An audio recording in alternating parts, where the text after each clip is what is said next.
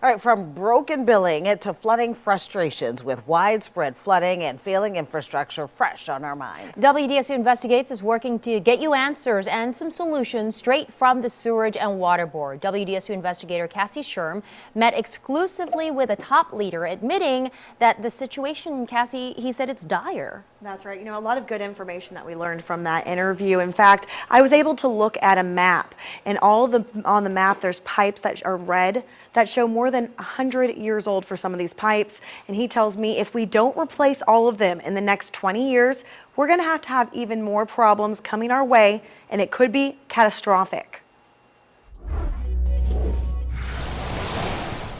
Year after year. Here we are again.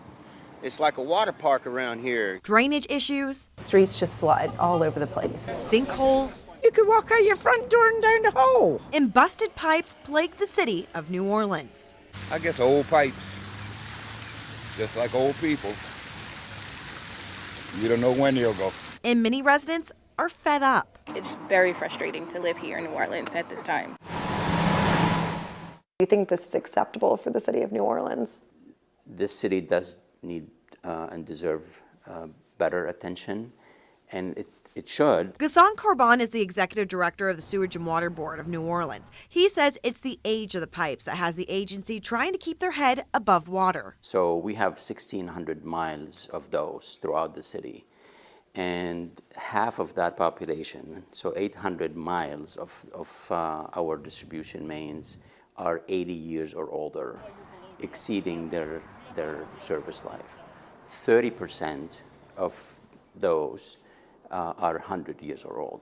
And because of the age of those pipes, Karban says the city is drowning, playing catch up with thousands of projects in backlog. Who is at fault when it comes to that? I mean, I've taken the position not to look back too much and dwell on it. I mean, certainly the numbers speak for themselves. We have not been replacing water mains for years. And obviously, my predecessors maybe prioritize other things, or the funding was not available. But clearly, it hadn't been done in a systematic, intentional way.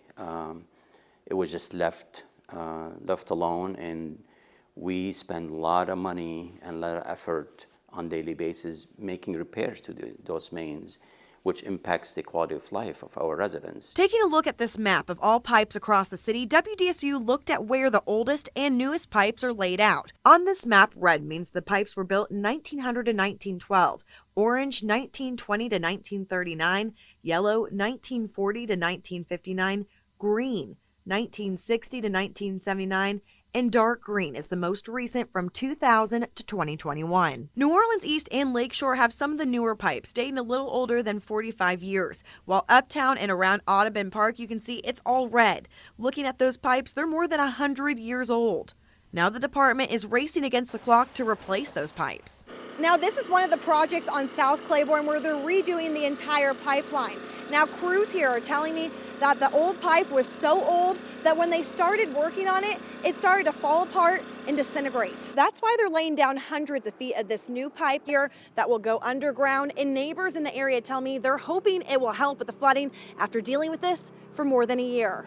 Now things have to get going, and it's unfortunate that it's going to really affect a lot of homeowners in the New Orleans area for a long time. So far, 100 have been replaced, and Sewage and Water Board says they have 2 years left in spending before the project ends. In 2 years, if we don't continue replacing the pipes, what kind of condition will the city be in? It could be very catastrophic, because those water mains, the breaks are going to get worse and worse.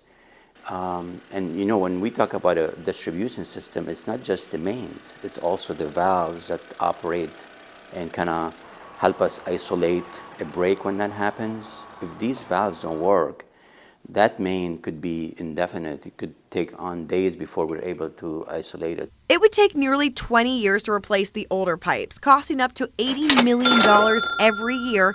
That's over $1.2 billion in the next 2 decades. Now, Sewage and Water Board could ask the City Council for a rate increase, but there has been some billing issues. Outrageous bill pricing, billing being inconsistent.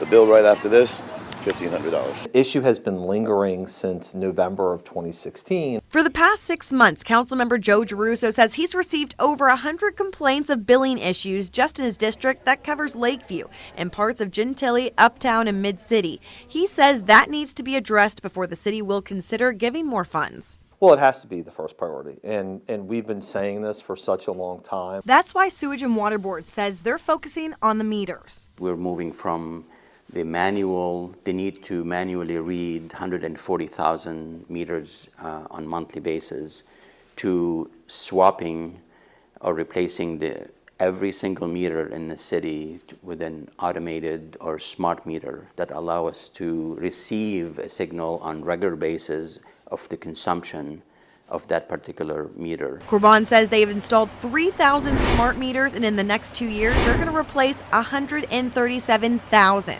And that is going to virtually solve all issues in terms of timeliness, accuracy, and just receiving an accurate bill on a regular basis. What would you tell frustrated community members? It's very frustrating at times, but we are very cognizant of what they want us to be and what we need to do to earn their trust and their confidence. It's not lost on us that we have failed them in the past, and we want to do better. Now, an interesting fact that WDSU Investigates found out during this whole thing is that New Orleans experiences 5.5 more times of water main breaks than anywhere else in the country. That's the national average. So it's just really interesting. That is interesting. A lot of work ahead. I know, a lot of work ahead, and I mean, they're going to need a lot of money to finish all of that as well. So Absolutely. Thank you, Cassie. Good information there.